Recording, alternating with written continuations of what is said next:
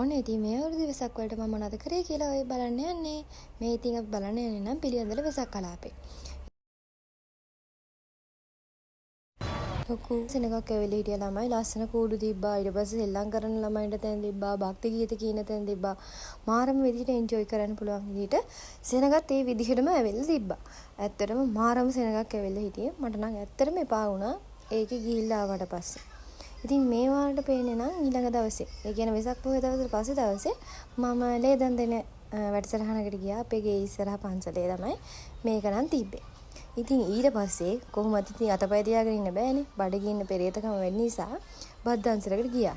අපි එතනට ගියේ 6:20ට විතර වගේ. අපිට කන්න හම්බුනේ ඇත්තටම 8ට විතර. හැබැයි ඉතින් මූන්ලයිට් කියන හොටෙල් එකෙන් තමයි මේ බත් දන්සල දුන්නේ. ඉතින් කෑමත් රසයි මාරම විදිහට කන්න පුළුවන් වුණා අපිට. ඒ වගේම භක්ති ගීත වැඩසටහනක් එකේ පැවැත්ුණා. ඔය ඔයාලට පේන ඉතින් ඒ ළමයි භක්ති ගීත කියනවා.